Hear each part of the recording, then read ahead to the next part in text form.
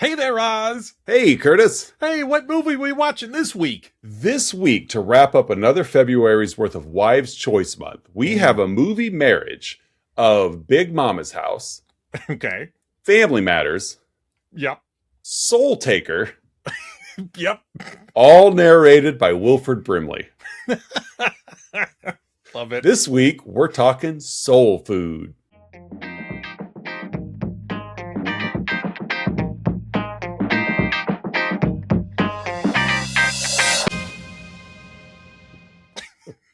Wilford Brimley. Well, diabetes. Yeah.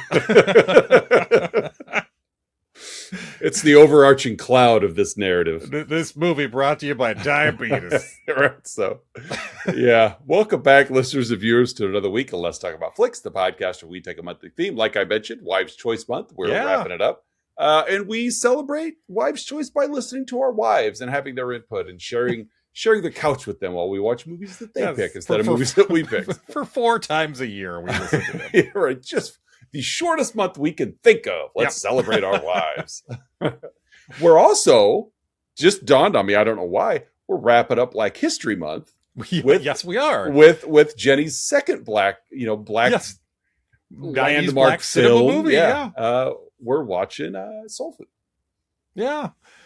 Oh, where can folks find us, Oz? Oh, they can find us. Thank you. I had a phone call coming in and notes to take, and but no. Before we get too far, by the way, I am Oz.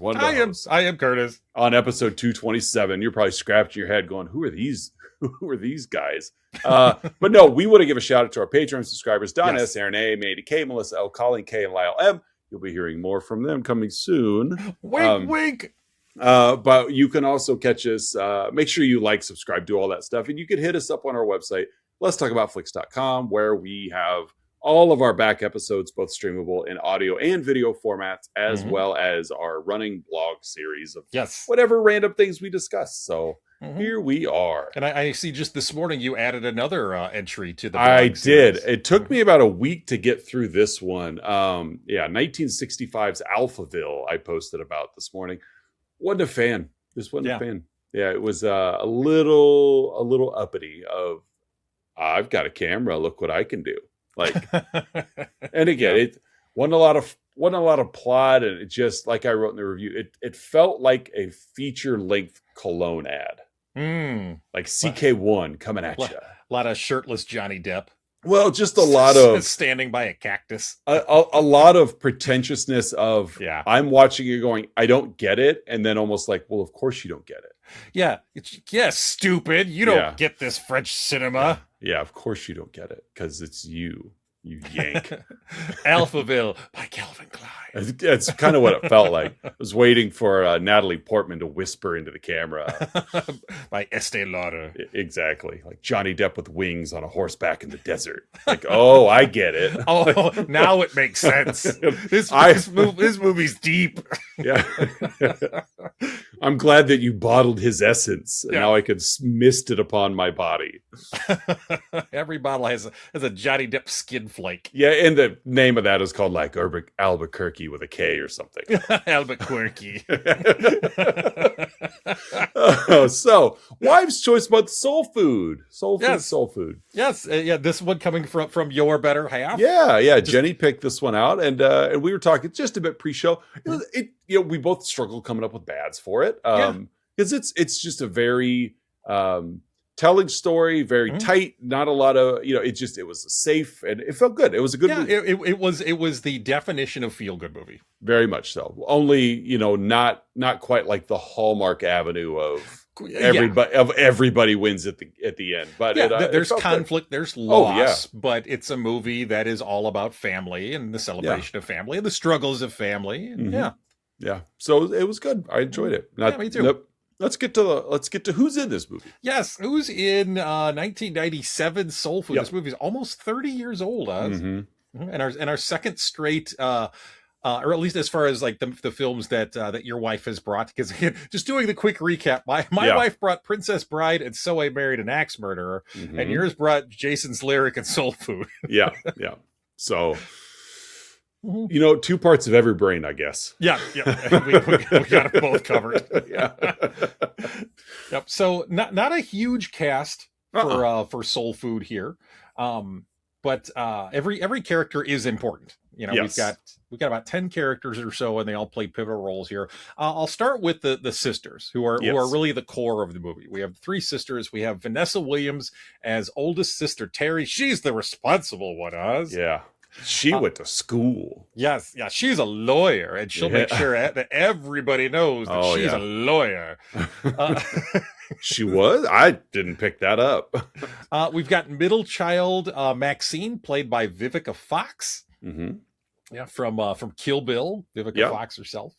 And then we have the youngest child, Robin, better known as Bird, played by Nia Long. Mm-hmm.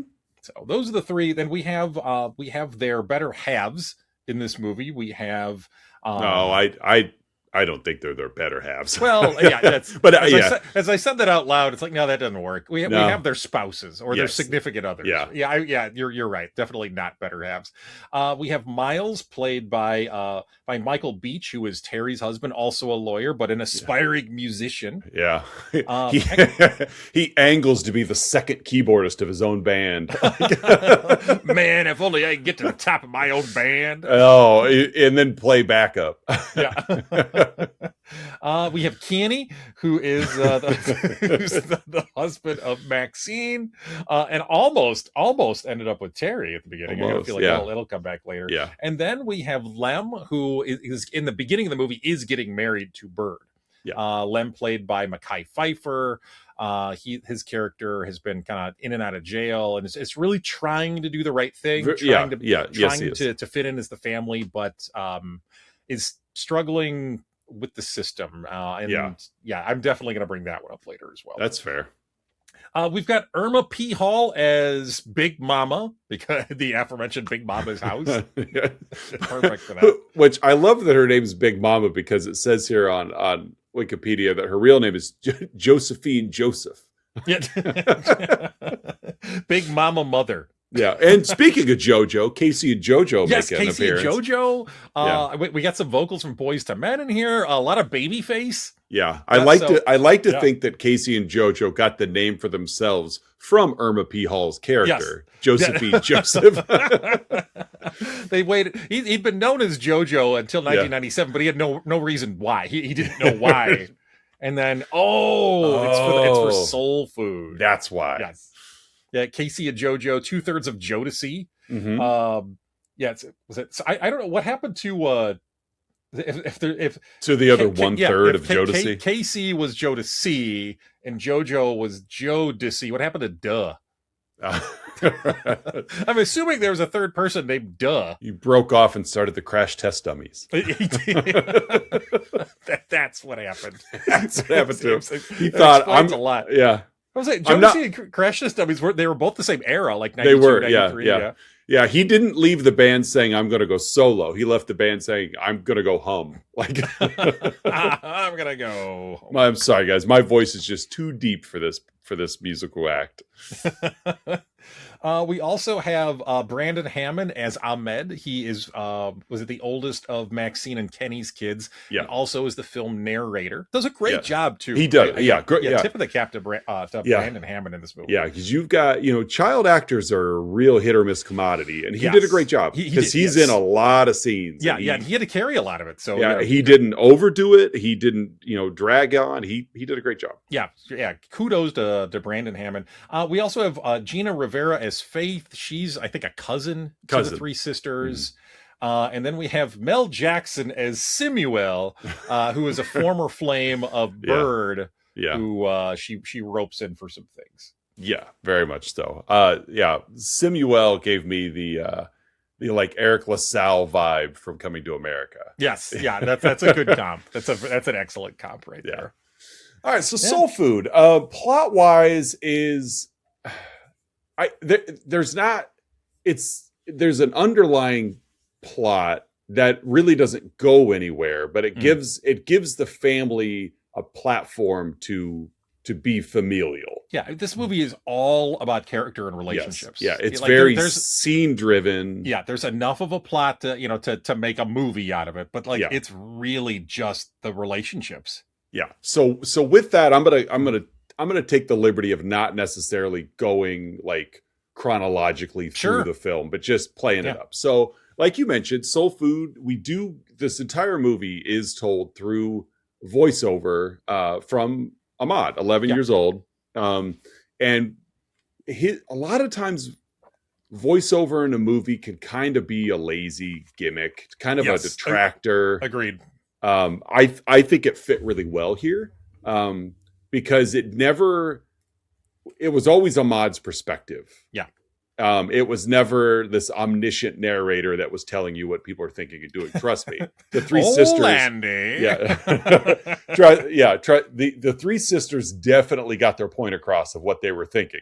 But this was Ahmad who was really acting as that like secondary glue piece of trying to be the surrogate big mama of the family in a time of need. So it really starts with the tradition of this family, again, the three sisters and their spouses and kids. Maxine and Kenny are the only ones with children. Yeah. And so they get together every Sunday at Big Mama's house and they have a feast. Yes, just your Sunday dinner, but it is like, I get the vibe.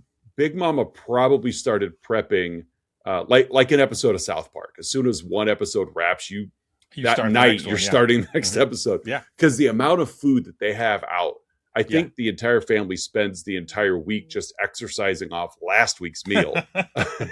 Except Big Mama. Big Mama didn't do much exercising. Well, and so, it's every week we get together, we eat, we share, and it's like you joked pre-show, it's your live, laugh, love kind of, just family dynamic. Everybody puts their differences aside and they come together for 40 years every Sunday. Yeah, they come together over soul food. Yeah. Now, that raises a question. We've been doing this for 40 years. Ahmad's 11, and I didn't get the vibe any of the sisters were 40. Well, but Big Mom. So I guess it's easy to do when you're already living at home. Yeah. Well, I mean, you could argue there's probably a generational aspect to it. There's was it the brother? Was it Pete? Is that his name? Uncle Pete. There's Uncle Pete. There was the mention of the other sibling. Yeah, because you figure, Gina's parents. Because Faith came from somewhere. So and so it's just that's how this movie starts, and we meet our characters through this Sunday soul food dinner, but also through the eyes of Ahmad. He is our dependable narrator. Yeah. We talk about Teri, successful lawyer. She was pushed to go to school, so because of that, she was very career driven. Yes, she's the responsible one. Yeah. We have a very strained relationship with middle sister Maxine. Yes. Primarily because one, they just don't see eye to eye because they have different walks of life, but really it all stemmed from Teri was dating Kenny. And there's a scene where they were, roller skating. The roller rink incident. They were at the roller rink and Maxine had gone along and she was looking fine. And Kenny and Maxine became an item and Teri was left out in the cold. Literally, she's on the outside of the car. Yeah. Pounding on the window, left out in the cold. This is one of my possible goods from later. I'm gonna have to rearrange things. Was one of my goods was the look on Kenny's face when he saw Maxine skate by. Like, yes, it was like, yeah. That's like biting his lips and like. Well, and the funny thing is, it's like this is your girlfriend's younger sister. Yeah. Like, this isn't the first time you've seen her, I would think. You got Vanessa Williams on your arm. Yeah. And Vivica Fox skates by and you're like, basically just puts his hand on her face and shoves her out of frame. Like, it's like Yellow's "Oh Yeah" kicks on at the roller. That's a good comp. Yeah. Oh yeah. Bonk. He tucks a napkin into his shirt. Yeah. It's kind of what, look yeah. on Kenny's face. Yeah. Oh, I love that scene for a variety of reasons. But it shows that, the animosity between the two, but it's just the unintentional humor. how over the top he played that. Yeah, it was fun. And so we got their strained relationship. It's Teri's over Kenny. Like I think she's accepting of that and how it went, but still just, she's a resentful woman. And yeah, she is. She got burned by her younger sister. And she's successful at everything except for relationships. That. Yeah. She is married to Miles. Miles is also a lawyer. But Teri runs a tight ship. Uh-huh. You do what Teri says, or Teri's going to let you know that she's disappointed. And Miles doesn't have much of a leash in this relationship. Yeah. Miles, he dabbles in music on the side, and you could tell it's a passion. Yeah, he has a band he's in, and they just have a gig now and then. Well, he wants to pursue music, and she's like, you can't throw away your career for this, because I don't want you to. Yeah, you can tell that Teri lives her life by a lot of shoulds. These are the things you should do. And whenever I'm, the word should is one of those words that when I hear people use it too often, it really sticks with me, because like that word should can imply judgment. Yeah. Oh yeah. And when used too often, or when, someone really kind of lives by that word, and she's a should'er. Yeah. Well, should and potential's that same way for me. Yeah. That's your potential is your word. Should is my word. Yeah. And so I think part of Teri's issue is she's been pursuing goals that she believes everyone wants to strive for. Everyone should strive for. Yeah, should. And when no one else in her family has achieved those same goals yet is still happy, I think it just like it burns her. Yeah. That's a good way to frame it. Like, I climbed this mountain. How come you guys are happy down there? Like, you should, like, this is should. But, yeah, you should all strive for the things I'm striving for. And I don't understand. I'm a successful, wealthy person. Yes. How are you happy if you're not where I'm at? And it really burns her. It's like she pursued something that I've worked so hard. Yeah. How come you're not? Yeah. And so it does. It bothers her. So Miles that's a very touchy relationship. We'll get to strained relationship. And then we also meet Bird again. Well, we meet her, but where we really meet Bird and Lem is at their wedding. Yeah. Bird has just opened a beauty parlor, and we catch them at their wedding, and really for the most part everybody's happy. And but the past sneaks up on us, and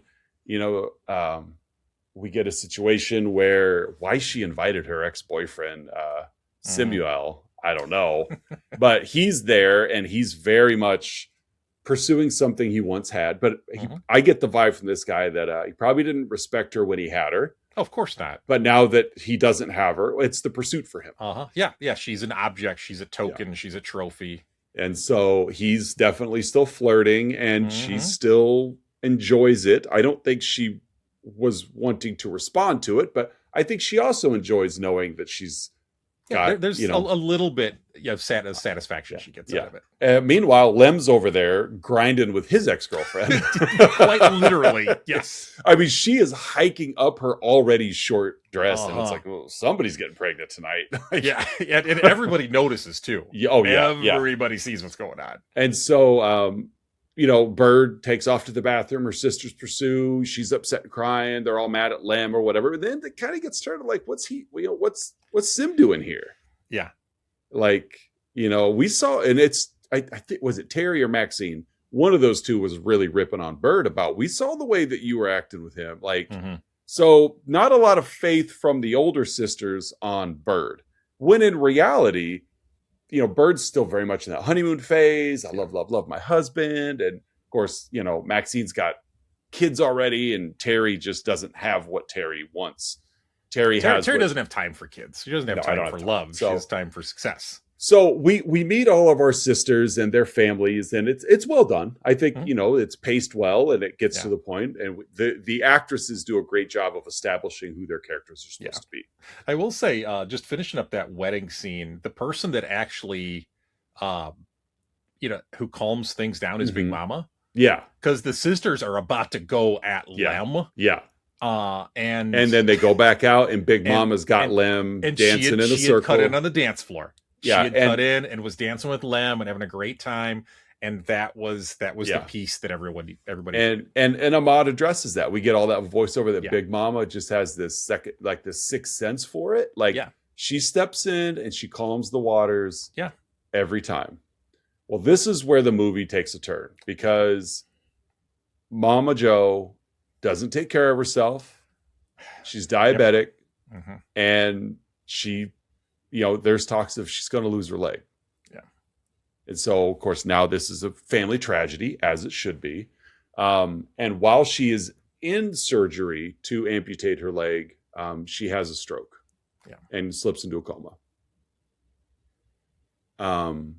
And without that glue to the buffer, and it's really, I mean, the movie does a good, I mean, Ahmad, from his 11-year-old perspective, plays it off as, we stopped having Sunday dinners. Because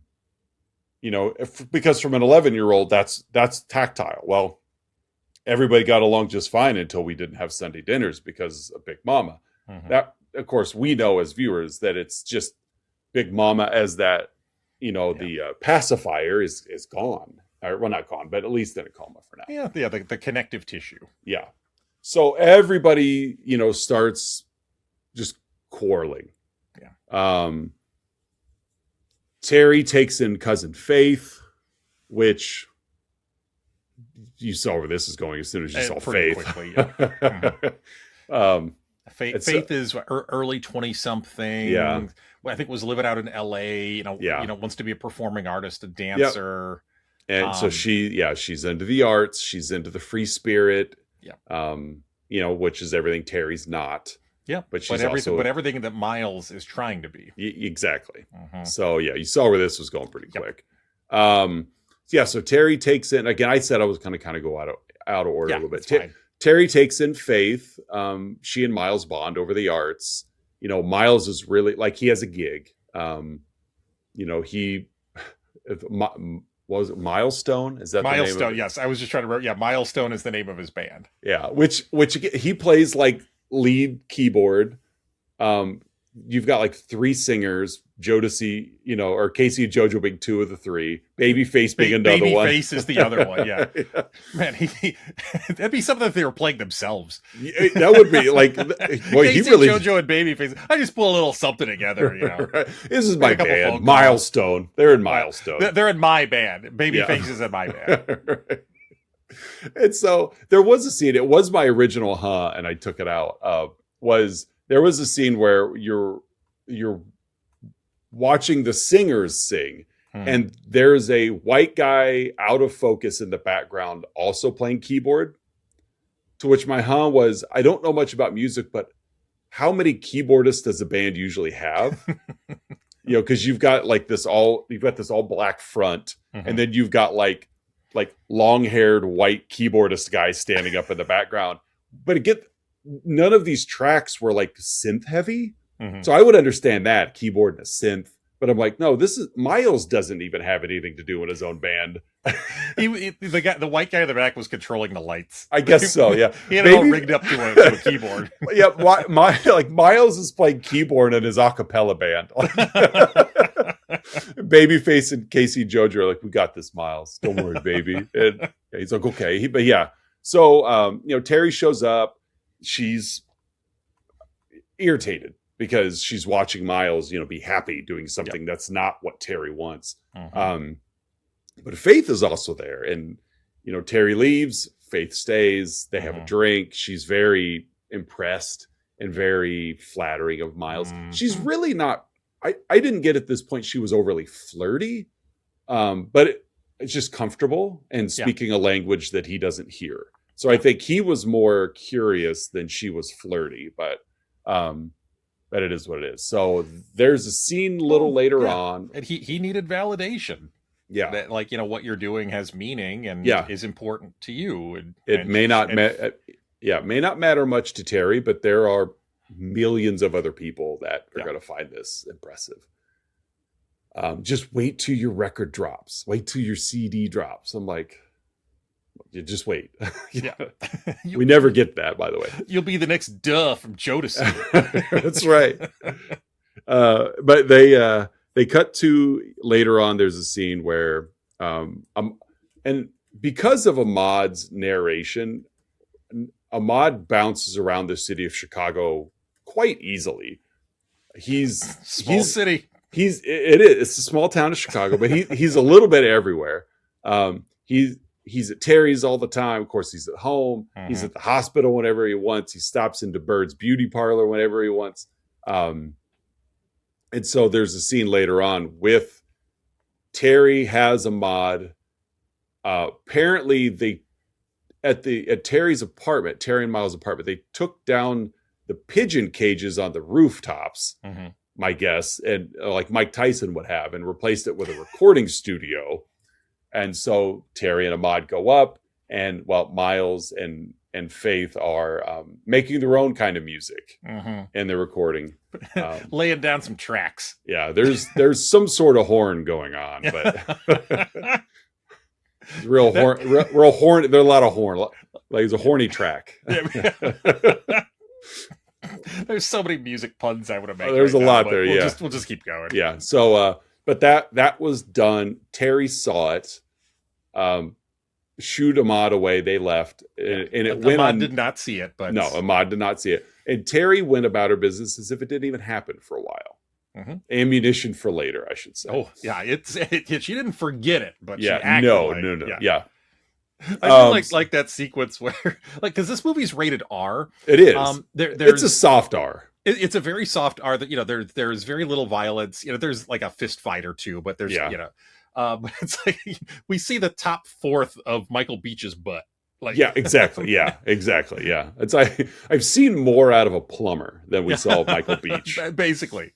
But yeah, there's a sex scene, but there's no nudity. Very tame. Very tame.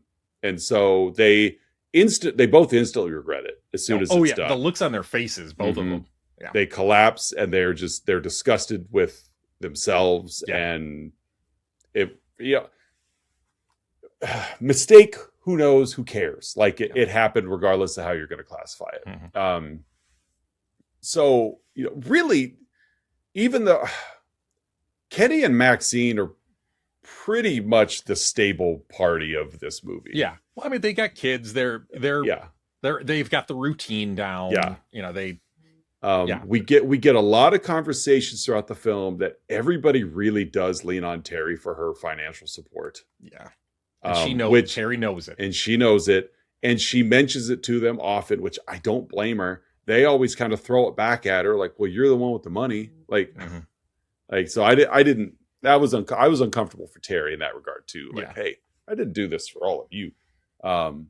Because it's like, 2 to 3 that they're like, well, Maxine and Bird at the restaurant are like, well, we've decided that you should take care of all of her medical bills. Yeah. Teri's like, no, like this is the family. Teri wants to sell Big Mama's house. Yeah. Which that's economically is a choice. Like, well, objectively makes sense. Yes. But when you get into the subjectivity of the meaning of the home and emotions, what it represents to the family, and like that's really the conflict of the movie. Oh, yeah, it comes down to the finances and what they're gonna do with the home. Right. Yeah, because that's where we are at our best. Yeah. We've got Kenny and Maxine have an anniversary party to celebrate an anniversary. There's a really out of nowhere conversation. Like, I won't say out of nowhere, but this escalated quickly as the family's all in the kitchen. And Teri basically puts her foot down, and we're talking like Miles and Faith and everybody's in the kitchen. Well, Faith isn't in the kitchen. It's the spouses, the sisters and spouses. And Teri says something along the lines of, I invited my family in, and my family beeped my husband. Mm-hmm. And which Miles's eyes get huge because he didn't know that she knew at this point. Yeah. The sisters didn't know that she knew at this point.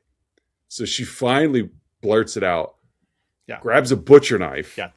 Meant to be both literal and figurative. Yes. Grabs a butcher knife, starts chasing Miles through the party. Yes, that escalated quickly. Yeah. Sees, of course, the kid, everyone else is out partying. Like, it's everybody is out at the party, with the exception of the family. They're chasing her. Of course, she's chasing Miles. She sees Faith, takes an immediate left turn. Yeah. Raises the knife above Faith. And of course, it didn't happen. Like we said, this was a soft R. This didn't go, Yes, no butcher knives were plunged into anyone. No. But Teri had cracked. I can't say I blame her. I don't know if butcher knife was the way to go, but whatever. So yeah, she hit that point and she just lost it. Yeah. So clearly the Teri and Miles experiment is on thin ice. Yeah. That was also going to be the name of his first album too. Right. Yeah. Well, Tony Rich Project was taken. Teri and Miles experiment. Right. Alan Parsons' Experience was also done. Yes. Yeah. That was taken too. Yeah. Yeah. But so that's pretty much Teri and Miles. Mm-hmm. Bird and Lem lost his job. Yeah. Because he lied on his application that he was a convict. He'd spent some time in prison and he's trying to reform himself. Yeah. He's out. He's trying to make good. He's married. You could still tell Mekhi Phifer does such a great job in this role. Yeah. You could still tell that no matter, it's like the saying, like you could take the man off the streets, but you can't take the street. It's like you could tell he's definitely, of the three, the roughest. Yeah, he's got an edge to him, but he is trying to be better.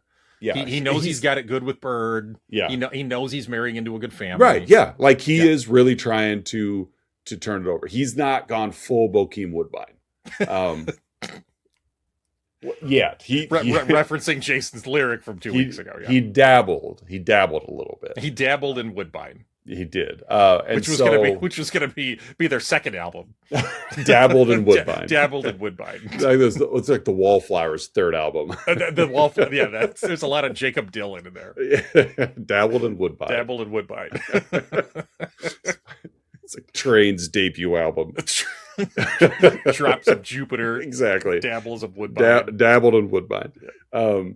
And so Lem, he lost his job, and he's talked to Kenny about it, and basically Kenny's like, don't tell Bird, you're a man now. Just go get another job. Like, don't even tell Bird. Yeah, great advice. Don't tell your spouse. Yeah, keep it a secret. Coming from the man who, left one sister for the younger sister. It'd been funny if Kenny looked at Lem the same way. He looked at Maxine. Oh, yeah. Saw him dancing out there at his own wedding. Cut to Maxine at steamy car window. Like it cuts to Kenny with every character at some point in his steamy car. He said they're Big Mama, the Uncle Reverend. Speaking of the Reverend was disgusting. He was just a gross individual, but we're gonna skip over that for now. Yeah. But yeah, I like that. Kenny just Kenny had a car moment with every character in the movie. This is what it is.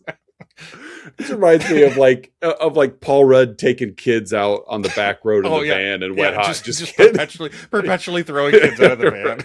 Only Kenny's giving him a little different attention. Yeah. And so Lem gets fired of his job, lied about his criminal record, can't find a new one because of that same reason. Well, word gets back to Bird. And, because she catches him, like, why are you home? And he tells her, I lost my job. Yeah. Like he was trying to keep it from her out of pride. And she's like, we'll help you. He's like, I got this. Well, she goes to Samuel. He's marketing something or other. Some marketing executive. At whatever. Some kind of printing press or newspaper. Something like that. Yeah. So she goes to him about getting him a job. Of course, she's got to flirt with him, and she just promised him she'd go out to dinner with him. Yeah, and gets him a job, and he does, and he's good at the job. Yeah, he's really good at the job. He's very good at the job, and everyone is impressed with how good he is at the job. Well, Samuel, being Samuel, catches him at lunch and basically just tells him, that girl of yours, things she does for you got you this job. Yeah. Lem snaps, understandably so. I can't say his actions were warranted, but his anger was. And he pops into the beauty salon, takes Bird to the back room, yells at her, kind of pushes her up against the wall because he's mad, because she's like, "I'm sorry, baby, I'm sorry." And he just, no, now's not the time. And takes off. Well, nobody else was in that back room, so everybody just suspects that he hit her. Yeah. And Teri, then being Teri, calls a cousin. I can't remember his name, but it's like, Blimp. Yeah, Blimp. cousin Blimp. Yeah. So she's overhearing this because, of course, Bird's upset. Let Lem figured out she was behind it. Teri overhears the conversation, and she thought that Lem was physically threatening her. Yeah. So she calls cousin Blimp, who's hard. He's rough. Him and his boys show up at the bar to basically beat him down for laying a hand on Bird. Teach him a lesson. Yeah, which is just straight violence. Stupid. Yeah. And Lem fights him off and pulls a gun on Blimp. They call the police show up, and he's going back to prison. Yeah. Because again, you're a convict with a gun. And so he's arrested. He's going to get thrown in prison. Well, again, just nobody in this movie is perfect by any means, but that's life. Yeah. I mean, none of us are perfect. To kind of come full circle on that, because again, the Maxine Kenny through line is pretty stable. So there's really nothing to go in too depth about there. They had a kid, another kid, Teri calls in because she's a lawyer. Once she gets the vibe on what really happened, when Bird's like, he didn't touch me. Well, Teri calls in some favors and has Lem released, apologizes to him. Teri and Maxine of course, they'd been fighting. So the Sunday dinners have stopped for a while. Keep in mind, like Big Mom has only been in a coma for like 5 weeks. But as soon as she's out of the picture, because like you said, she's the glue. Yeah. So everything falls apart. So the Sunday dinners have stopped. The family falls apart. We're all getting this through Ahmad's storytelling, of course. But yeah, like you said, it really boils down to the three sisters having a conversation at brunch. Teri's like, I'm going to sell the house because I shouldn't be solely responsible for all these medical bills. So as her, executive of state or power of attorney or however you want to put it, I'm making the decision to sell the house because we have to get done. And of course, Bird's like, well, what about all the money that Big Mama said she's got stashed in the house? Yeah. And of course, Teri's like, it's a myth. Like it's a myth. It's not real. Like, look at the house. It's a myth. So Maxine and Bird file an injunction. They're going to stop that sale, which is going to turn into this big legal battle between two sisters who can't afford it and a sister who's an attorney. Who's eventually will win. Yeah, she'll eventually win. So Ahmad takes it upon himself. Again, he's been in visiting Big Mama a lot. Big Mama's been in a coma. Well, she wakes up. Thankfully, Ahmad was there. Yeah. She comes to. She comes to and she gargles some stuff to him, basically about family and staying together, and being good for each other. And then she passes away. Yeah. Have funerals had, whatever, and Big Mama's gone. So that glue is gone. Yeah. So Ahmad takes it upon himself. He has an idea because again, we got to get back together. Like the family has been in turmoil since our final Sunday dinner. So he makes the Chicago tour. He hits the neighborhood and he tells every family member that before Big Mama passed, I was with her. She told me where the money was hidden in the house. Yeah. So, and everybody gets a little different story. Like Maxine, for her, because he had a really good basketball game, and he's like, can we celebrate at Big Mama's house? I want basically I want all the fixes. I want the dinner. She's like, okay. I think she knew where he was going with this, but she humored him because she's a good mom. But tells everybody else, hey, meet me at the house on Sunday. And tells everybody else what they want to hear. Exactly. Yeah, he's really good at that. But meet me at the house. He's very crafty. Meet me at the house on Sunday. Well, it's because he spends the entire movie roaming the streets of Chicago. A street urchin. Yeah, he very, very, very much is. Like everyone else is so focused on everything else that it's like, where's Ahmad? Well, he's always with someone. Yeah, but it's never the same someone. And so he's got the story. Meet me at the house on Sunday, and X, Y, and Z. So everybody starts dropping in one at a time. Apparently, they all park blocks away because nobody saw anybody else's car parked out front. That would have been a great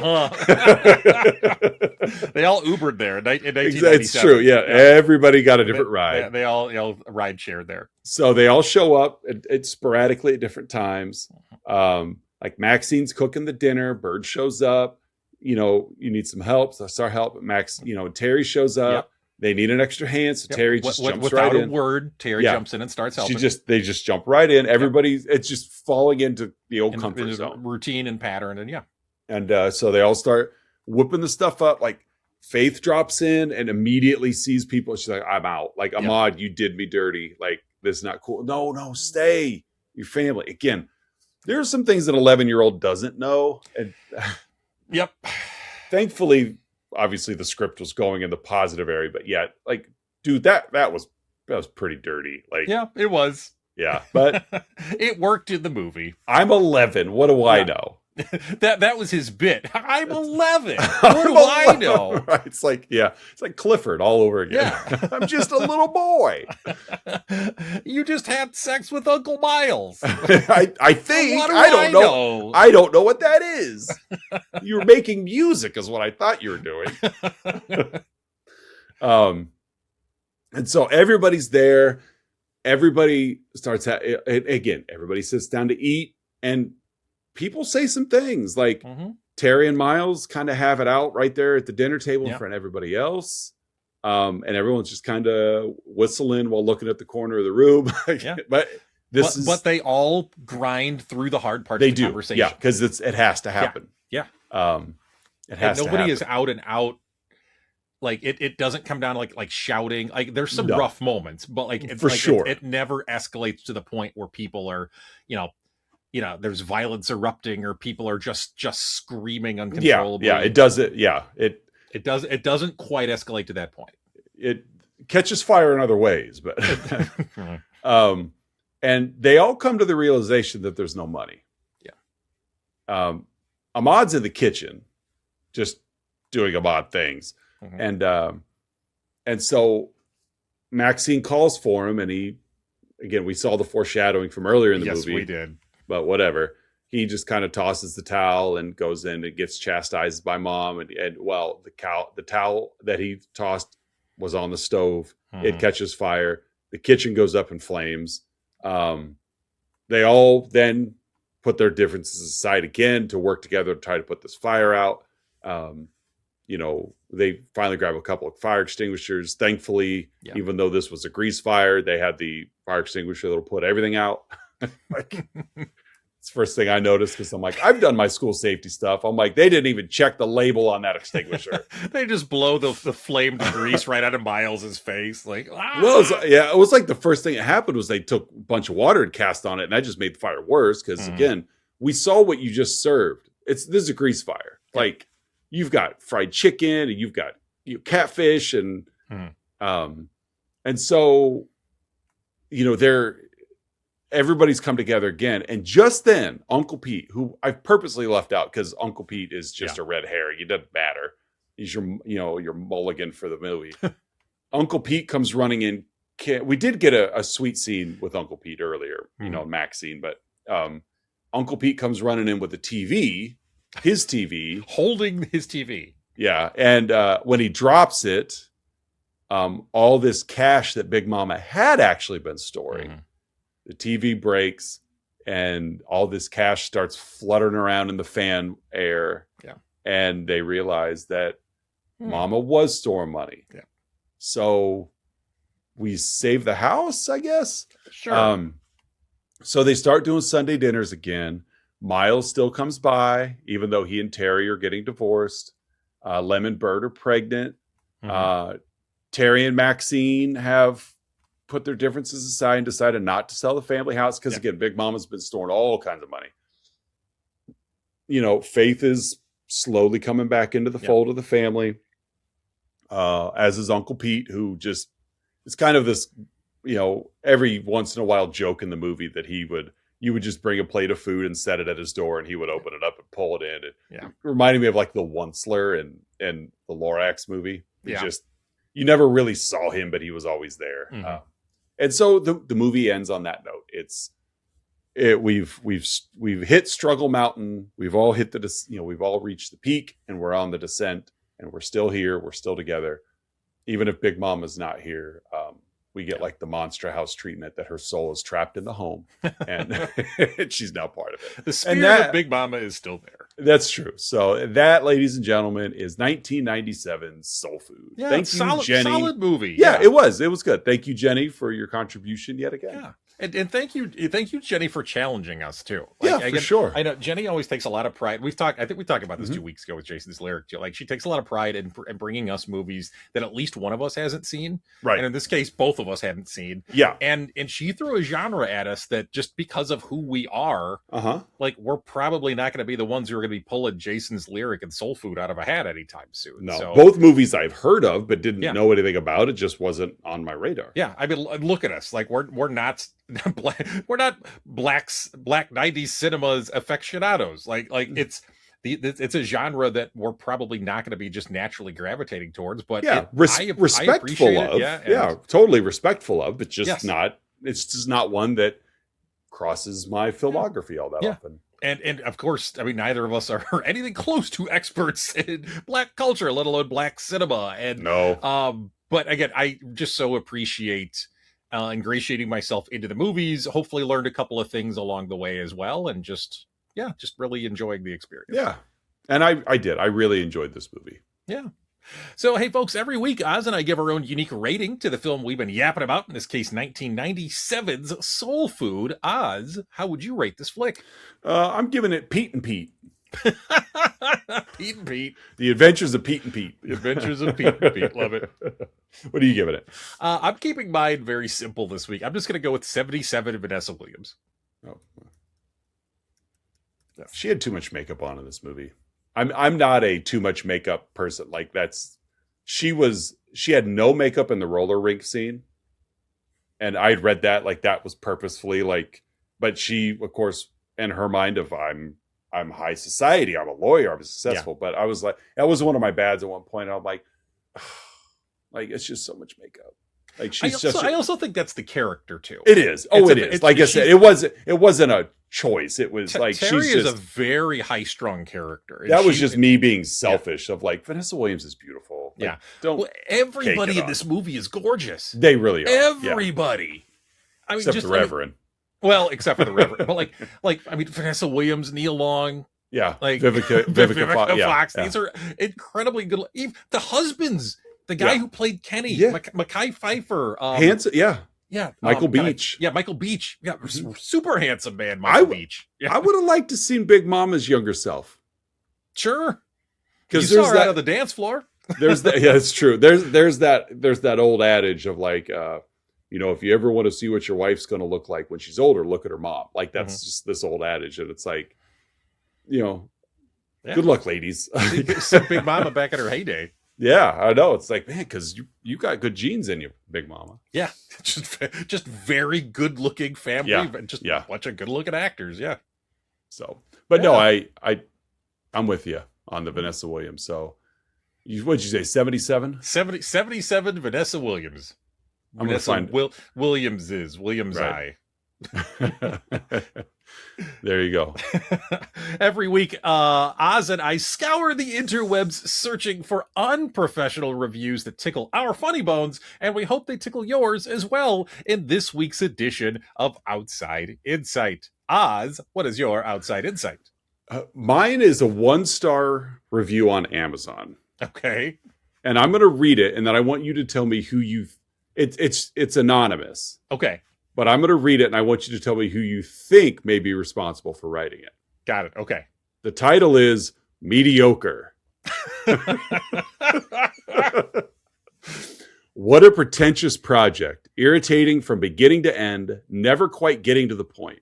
Could have been a wonderful, warm, and intriguing movie, but ended up just touching on emotions. So many different characters and points of view that could have been exploited, but unfortunately, no character develops to its fullest potential, making this film rather mediocre. Mediocre. I'd like to think of Morton Joe. It's totally a Morton Joe as he's riding it is giant his giant monster truck through the Australian outback. His big dune buggy monster truck. Yeah.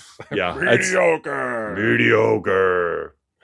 I'd like to think in the future of New Zealand wasteland. Yeah. This is the one film from the past that he kept with him. it's the only VHS that made it through the apocalypse. Soul Food was Soul Food. It's the only piece of art that anyone is aware of, and that's why he wants it all done away with, because this movie is mediocre. It's mediocre. It inspired him to rule the land as a despot. Going to Bullet Town. Oh, I need to watch that again. That's such a great movie. It's the more often I watch Mad Max Fury Road, I could probably put it in my top 10. It's in my top 10. It's that good. Yeah, it's in my top 10. There's been a few times where I've been like recently debating like it's probably a strong like 6 flirts with 5 for me. Mm-hmm. Yeah, it's that good. Yeah. What's your outside insight? Well done with yours. I love it. Thank you. Mine, as always, comes from the Internet Movie Database. This was a 6 out of 10, left in April of 2023 by Lou, L-U, by Lou, okay, with subject line, "How in the heck? How in the heck do you portray Vanessa Williams, Vivica A. Fox, and Nia Long so unattractively? I was thinking it was impossible for one family to hit the genetic lottery with this much beauty, but these ladies' styling choices of hair and makeup is so unflattering, they make me look good. Is it possible the only women in the 90s to look attractive were En Vogue and the supermodels? For real, the 90s look were not kind to those gals, and they aged beyond their years and looked frumpty as dumpty." I disagree, Lou. I also disagree. Yes. I did read in the trivia that all 3 of the lead actresses had been in Fresh Prince of Bel-Air. 2 of them as love interest to Will Smith. Yes. I specifically remember Nia Long. I think her character, I might have been engaged to Will at one point. Yeah, something like that. But yeah. All 3 of them were on Fresh Prince. Yeah. Yeah, I remember. Yeah, I specifically remember Nia Long. I also remember Tyra Banks had a recurring character in that. Tyra Banks was recurring. Yeah. Yeah. Will Smith had a head start on what Adam Sandler does today. That's a pretty good comp, yeah.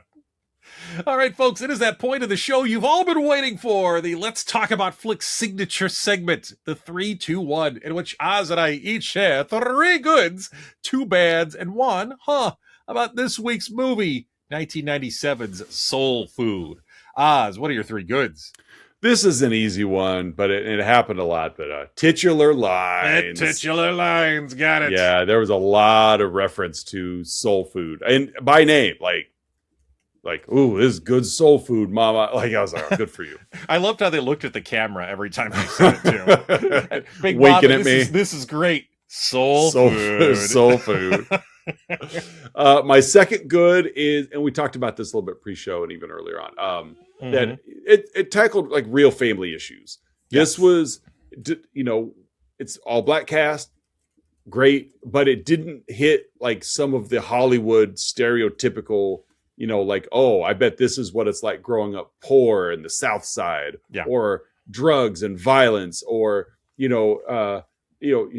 your father ran out on you, just all those that seem to be, especially in this era, like your, menace to society, your boys in the hood, your even Jason's lyric from 2 weeks ago of a lot of downtrodden. No, these are real issues. And so with that, kudos to the team behind it, whether it was, let's not every, black film has to be about this. We could do, like, this was about family dynamics, relationships among siblings, diabetes, like diabetes. But like, there's real stuff. It's just real stuff. And so really tied in the Wilford Brimley fan base. a lot of people watch Cocoon and then they turn on Soul Food next. It's like The Thing, Cocoon, and Soul Food. So they all run together. That's my second good is just it tackled real family issues. Yeah. And my third is Ahmad's Chicago Freedom. He was anywhere and everywhere in Chicago. Thankfully, it's a small town with a dedicated police force that keeps an eye on things. Yep. But you never worried about his safety, but he was everywhere. And so that helped because, like we said earlier, the choice of a narrator sometimes can get a little graining. He did a great job with it. The movie did a great job of balancing the action. Really, his narration was a scene transition among anything. And so I thought it was well done. But yeah, Ahmad's Chicago Freedom. Just the comfort and trust of the city to just go. Yeah. So those are my three goods. What do you got? My first good, I'm just going to kind of pick up where you left off with your last good. I like, again, I agree that, using a narrator can really be cheap sometimes. Yeah, lazy. It can cut corners. I like how this movie was told through Ahmad's eyes. It lended an innocence to things. Like, it's legit real stuff that's happening, real adult problems. You've got, money issues, you've got fidelity issues, you've got job issues, but told through the eyes of a naive 11-year-old, it softens it in a way. It doesn't mean that the issues aren't that severe or deepened, but it makes it more accessible, I think, for an audience to jump in. Right. And it kind of grounds the movie in a way that makes it relatable. Mm-hmm. And it just, in the big Act 3 climax, again, you understand exactly where Ahmed's coming from because of how the story has been told to them. Well, yeah. I mean, to an 11-year-old, it's as easy as, we started fighting when we stopped eating together on Sundays. So let's just start that again. So let's just eat on Sundays. That'll take care of it. Yeah. And thankfully in this narrative, it worked, but it didn't heal. It just, it didn't forgive. It healed, but not forgive. But no, it's just, it was that simple for Ahmad. Let's just do that again. Yeah. Well, and as we said at the beginning too, and Brandon Hammond gives a great performance. Yes, too, he does. Which, again, child actors, again, respect to everybody who's given it a shot as a child actor, but some performances are really better than others, and he did a great job, which really helped. Yeah. So that's my first good. My second good is, regardless of using the word culture, which is a word that's almost used too much sometimes, but like food is culture. Oh yeah. Art is culture, language is culture, food is culture, and that is one of the defining traits of this movie. Food is culture, food is love, and that is how the family express their love for each other is through food. Of course, there's more to it than that, but that is the thing that ties everyone together. And again, this movie didn't get too ham-handed too often, but there's a couple little moments. I don't think they had any ham at all. Well, they had pig's feet. That's okay. Fair enough. That was the closest. Yeah. But Ahmed was narrating at one point, like during slavery, and I'm looking directly at my notes here. During slavery, there wasn't the means to celebrate, right? To celebrate each other, and so they expressed love with soul food. Mm-hmm.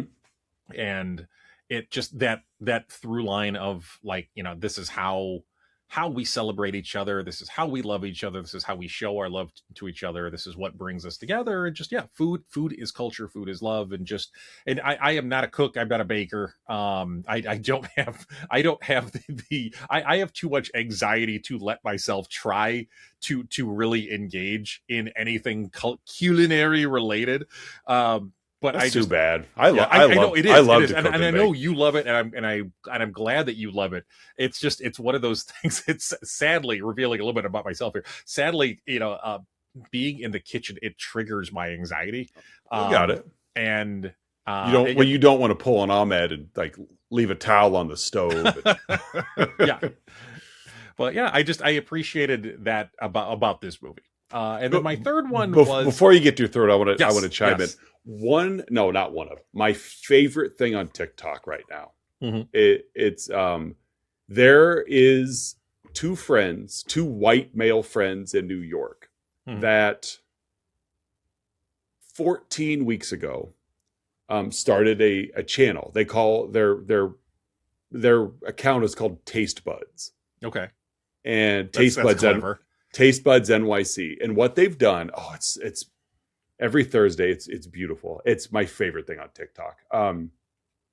These two guys had this idea 14 weeks ago they live in New York City.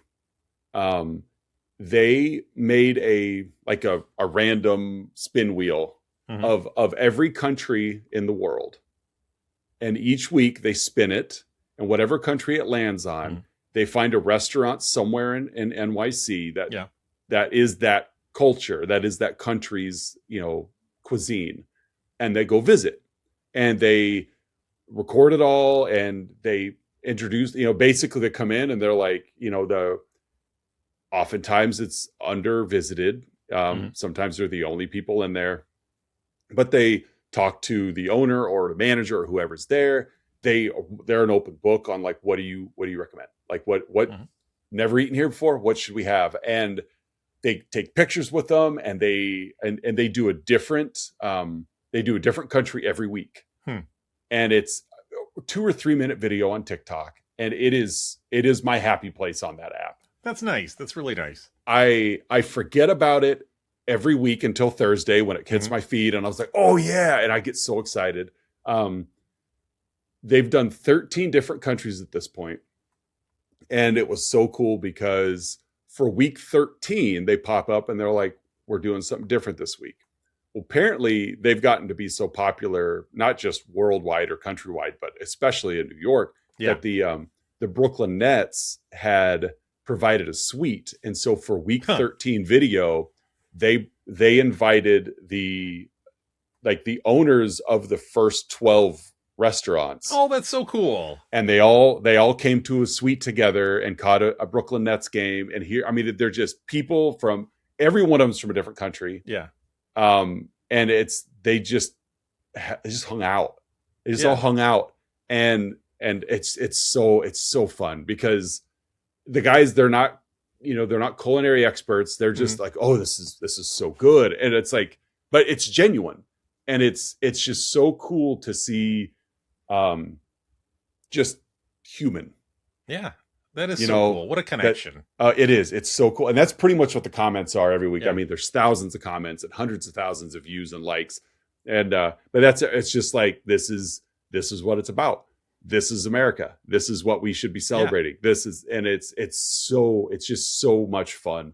They're selling a little bit of merch now, like hats or whatever. And it's just like rudimentary, like Microsoft Paint stick figures it's just really cool. And it's nothing fancy. They just record it all on their phone and they'll edit it. But each week, these two friends, they go to dinner at a random, literally a random wheel spin and then they find it, they show the address, and it's my favorite thing on TikTok. So for your second one, when you talked about, food as culture, like that channel, Taste Buds NYC is definitely worth checking out. It's so cool. That is cool. What a neat concept. And what a great name too. That's a really clever name they gave. I thought, exactly. My third good kind of ties into my own past here a little bit. Growing up every Sunday after church in rural Illinois, teeny tiny church about 3 miles from the Indiana border. Afterwards, we would go to my grandfather's on my dad's side, and for several years, we would enjoy a lunch there, and the families would rotate through who had which course, and so that was a big part of my childhood was Sundays after church, going to my grandfather's and enjoying a meal there with my aunts and uncles and cousins. And Yeah, it just that part of this movie, like the Sunday traditional meal, really reminded me of those moments from my past. So I'm very grateful. Very for cool. That. Mm-hmm. All right, hey Oz, what are your two bads for soul food? My first bad, and this one is unfortunate because this is a very female-driven movie. Mm-hmm. This movie repeatedly failed the Bechdel test. The Bechdel test is I didn't write down exactly what that was. I've heard it before, but the Bechdel test is a test created by a cartoonist in 1985. It's a rudimentary gauge of female presence in films. Okay. A film passes the test if it features at least two female. Let me rephrase it. If a film passes this test, if it features at least two named female characters who have a conversation with each other about something other than a man. Okay. And so even though you've got three very strong, very dynamic female leads in this movie, the vast majority of the conversations amongst the three of them were about men. Yeah.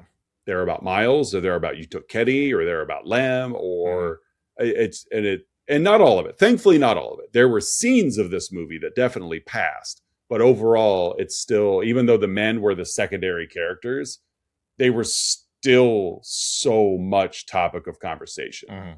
Yet when the men were together, with the exception of Lem and Kenny, the only time you saw the men together talking about women was when they were talking about, should I tell Bird I lost my job? Yeah. And so that's my first bet. Again, I said earlier, I was looking for bad. It was tough to find them. And two, there were some events in this film that were telegraphed way too far in advance. Yes. That's actually one of my bads. Yeah. Just there's foreshadowing, and then there's like smacking your head against your hand of like, oh my God, that's going to come back later. Yeah. Don't leave that towel on the stove, Ahmad. Yeah. Oh, honey, we don't do that. We're going to burn the house down. Yeah. Wink. And so neither one derail anything in this film. Yeah. But I still was like, oh man, like as strong as these women were, don't talk about your men all the time. Yeah. You're your own. So Teri tried. She tried, well, what about my job? Let's all talk about my job.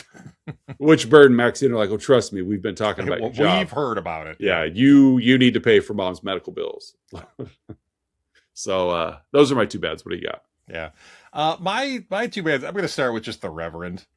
He was Reverend, gross. Yeah, he's too flirty. He just imposes himself with these like at their meals, and I'm sure he's invited. Like he doesn't just show up, but like clearly Ahmad had to have invited him. True. Yeah.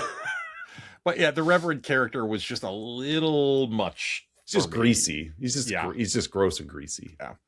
My other bad was, and again, not to go too far into this, but like just Lem's struggles with the system. He's really trying to be a better person, but and again, Lem's story is one that, a lot share, unfortunately, in this country, and that doesn't excuse his actions. But he's unable to escape from them. He's unable to escape from that past when he really truly is desiring to make right choices and provide for his family, and he's trying to do what he can with his second chance, but that second chance continually gets taken away from him. And it's I guess from the bigger perspective, and again, I don't have solutions for this today, but like where's the balance between holding someone accountable and allowing for them to, I don't know if move on is the right way to put it, but to grow from it and contribute to society and to themselves and to their family. And there's got to be a better balance among those things. 100%. Yeah. So, hey, Oz, what's your for soul food? How do you stash money in a working television set? I was wondering about that as well. That was really it. It's like when that TV busted open, and there was a lot of money packed in there. Yeah, there was. Yeah. Like, I don't understand how that TV kept working, but that's fair. Maybe because of 97, maybe Big Mama had, she had purchased one of those like Suzanne Summers, like TV commercials, like, get certified in TV VCR repair, computer programming. She went to DeVry. Yeah, she went to DeVry, and she figured out how it all works. Maybe. That's probably it. She took the entire casing off. Yeah, she's been rolling in TV VCR repair for years. That's how she made the money. Was during the week she would work on fix. She would go out and fix people's TVs. One of my other huns that I almost said, and I said it during the movie, and Jenny thankfully corrected me on it, which was good. Was Ahmad's running around coming up with all this story on come to Big Mama's house and Sunday, et cetera, et cetera, et cetera. And then like my question I actually asked during the movie, I go, who bought all this food? Like, where'd all this food come from? And she goes, well, like Maxine bought it. Because remember, like he had asked about, I'm like, oh, that's right. After the basketball game, you wanted to have a big party. And okay. Because that was like, whoa, where'd all this food come from? Yeah. But she solved it for me. So thanks again, babe.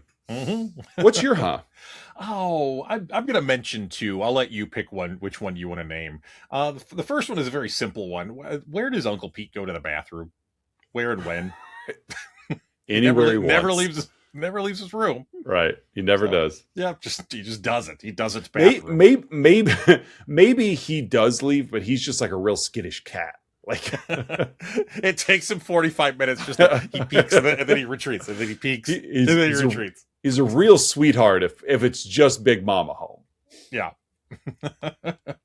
And then the other one that I'll mention as well is, is right at the end, as Ahmad is going around and connecting with each of the family members. Did he just walk into Miles's studio while they're recording? Like, yeah, it's it's Ahmad. Like, yeah, he's got access to the whole city. Everywhere. He's got the skeleton key. Yeah, there was nothing keeping him from getting anywhere. Yeah, like Faith's dance practice too. Like he's just there in the dance studio, just sitting on the floor, just talking to her. He keeps a really tidy schedule on where everyone is at all times. He's kind of all low jacked. He never had to look for anyone. He's got him like air tagged. He slipped one into their shoes. Yeah. It's like Westworld, and they all have GPS, and he tracks them. But yeah, it's both very quality hunts. Yeah. Pick whichever one you want. I don't care. That's fair. Well, all right, well that wraps up Soul Food. Again, Jenny, thank you so much for recommending both this and Jason's Lyric. I enjoyed both films. I enjoyed talking about both films. And yeah, I hope that I am a better person for having watched them. So that also wraps up February Wives Choice Month. Already. Yes. Thank you, Jenny, and Patreon subscriber Melissa L for bringing us some fun films this month. Speaking of Patreon subscriber. Yes. What do we got next month? Yes, and we hit March, so it is that time of the year, folks. It is our annual Patreon subscriber month, or what will be basically month and a half. Yes, because of our Patreon numbers. We're lining up the films for Patreon subscriber month. We got some really fun ones. Yeah, again, here. As usual, a vast variety of tastes. Yes, big variety here. Yeah. We've got a lot, and I'm excited because I am looking at 1, 2, 3. Right now, we're waiting on one to get back, but there will be at least the first 3 movies of March are first time watches for me. Oh, really? Okay. Yeah. Yeah, I've seen the first one. The second one I'd not even heard of, honestly, and the last one has it's one of those like, how have I not seen, or the third one I should say, of those 3. How have I not seen this movie? I'm in that boat too. I'm right there too. But yeah, and the fourth one I've only seen actually collectively right now. I could give you a basic outline of one of the 5 that we have. The other 4 are either going to be first time watches or feel like a first time watch. Okay. And the very last one is one I'm pretty familiar with, but that's one that it's going to feel like a first timer for me again. Yeah. And then of course we're still up in the air on what Mandy K is going to contribute. Yeah. I have a feeling we know the genre though. Pretty confident in what genre. What the genre will come there. Yeah. So what are we going to kick off March with? Yes, we're going to kick off 2026's Patreon subscriber month, going to Patreon subscriber Colleen K. This is a movie that, again, like the other one she has recommended to us over the years, another one that I watched for the first time with her. We're going back to 1981. A very literally shiny movie. There's a lot of glimmering in this movie. We are going to John Boorman's Excalibur. Yeah, first time watch for me. Oh, it's such a it's a bonkers movie. Oh, it's so bonkers. That helps. It kind of speed runs like the whole Arthurian legend. And okay. And again, I am not an Arthurian expert by any means, but I know it does throw some wrinkles on kind of the legend as well. Like it's different characters do different things than what, people are normally used to, but it still captures the spirit of it. Definitely qualifies as an epic film. Still, it's an epic that still somehow feels small. Got it. But yeah, it's in a perfect movie. No, like it really speed runs a lot of stuff, but there's so much though. I mean, legends are very rarely tight. So it's a fun movie. Yeah, I'm looking forward to it. Yeah, because I don't mind the sword and sorcery type film if it leans into the sword and. I think like only 80s sword and sorcery films I'm going to be okay with.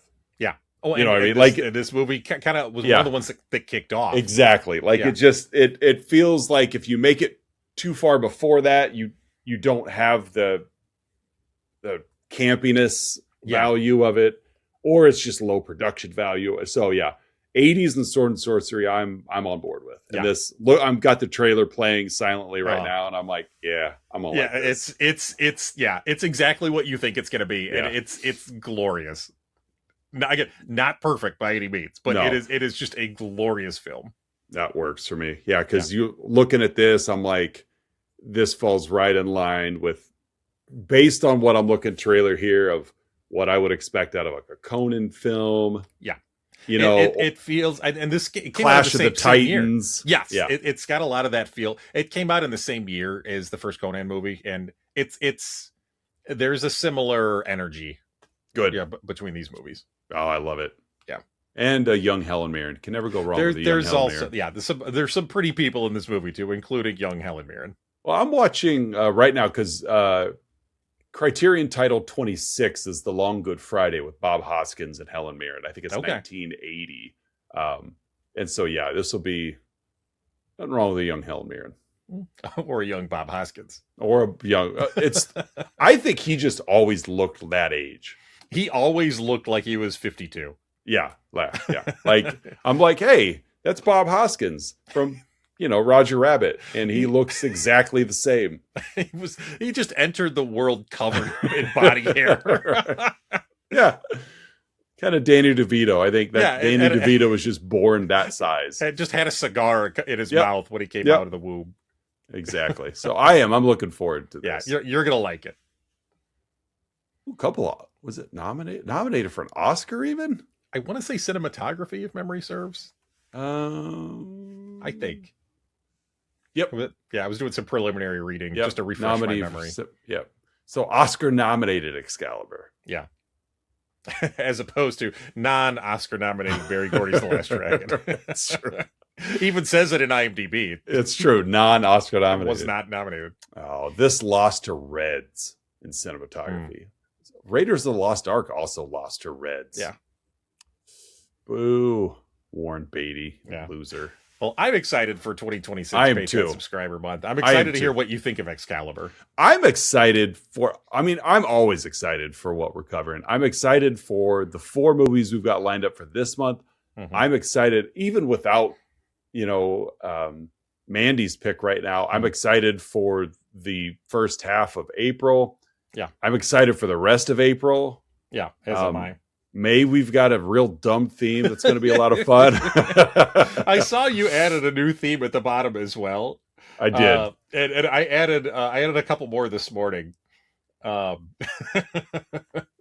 I haven't even started putting films in yet, but the one right below your most recent edition, row 219 there. Oh yeah. Yep, I like that one. But 218. I think that was one I was on my way to work and it popped into my head. That's great. I saw that this morning. I literally was laughing out loud. Yeah. I'm like, I like that one. I don't know why. It's just so stupid. It is stupid, and that's what makes it work. Exactly. Oh man. I hope we will. I'm like, I hope we have the same level of sense of humor we have 10 years from now that we have now. Because, you and I, I strive to have no personal growth. No, like if I devolve into something that doesn't find this funny in 10 years, I'm gonna be pretty ticked off if yard work as the theme doesn't work for me in the future. Anyway, we could tie Lawnmower Man into a movie. Exactly, yeah. I think that's where it came from. Was Lawnmower Man? We were talking Key and Peele, and you had mentioned how that's one of your top, the Ray Parker Jr. sings the hits, and I think that was like, oh, well, how can we get that in there? And I'm like, oh, wait a minute, there's some yard work movies. There you go. So, social media wise, you guys can find us on Facebook and Instagram, YouTube Shorts, YouTube for video, of course. But ultimately, just check out the website. Let's talk about flicks.com. Yep, it's all there for you. And so we'll see you guys next week when we kick off Patreon Subscriber Month with Colleen K's pick of Excalibur. For another episode of Let's Talk About Flicks, I'm Oz. I'm Curtis. And we'll see you guys back in Arthurian legend.